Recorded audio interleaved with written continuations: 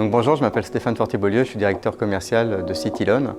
Citylon est une marque de la société Arcom qui travaille dans les territoires connectés durables. On est éditeur et fabricant de capteurs pour l'éclairage public. Pouvez-vous citer 3 enjeux liés à l'éclairage public ? Les enjeux sur un territoire connecté durable pour l'éclairage public, ça va être la maîtrise énergétique, être capable d'allumer l'éclairage lorsqu'il y a besoin, en fonction des moments de la nuit, s'il y a beaucoup de population ou un peu moins de population. Les collectivités vont chercher, en fonction des zones, mettre plus ou moins de lumière, donc le suivi énergétique des armoires, surtout avec la flambée des prix de l'énergie, est un enjeu majeur pour l'éclairage public. Le deuxième thème, ça va être mieux connaître les alarmes afin d'être capable d'aller faire les maintenances dans un délai le plus rapide possible.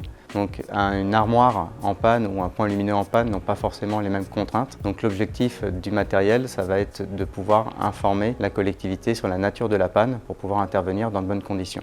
Le troisième enjeu, ça va être d'anticiper grâce aux différents retours d'informations qu'on va pouvoir avoir. Ça permet à la collectivité de savoir si elle doit prioriser tel ou tel budget. Qu'est-ce que Citylon et Sinox proposent aux collectivités ? Donc, au niveau des collectivités, lorsqu'ils souhaitent aller vers l'éclairage public connecté, ça passe dans un premier temps par équiper le patrimoine de différents capteurs, donc à la fois au niveau de l'armoire d'éclairage public, mais aussi au niveau du point lumineux.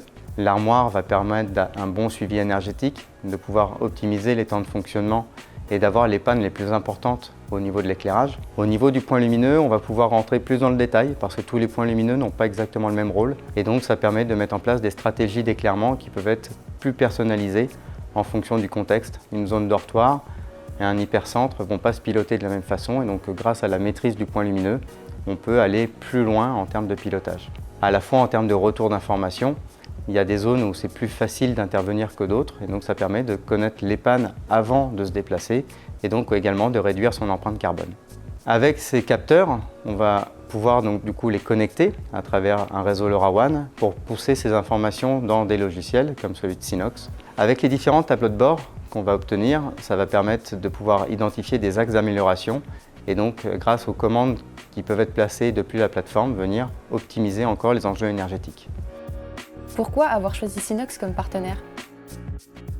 Donc Citylon est partenaire de Sinox parce que Sinox a une grande expérience sur tout ce qui va être M2M. Donc les territoires connectés durables sont logiques dans la trajectoire de Sinox. Pour Citylon, faisant de la télégestion également depuis aujourd'hui 15 ans, les territoires connectés durables sont également dans cette logique assez naturelle.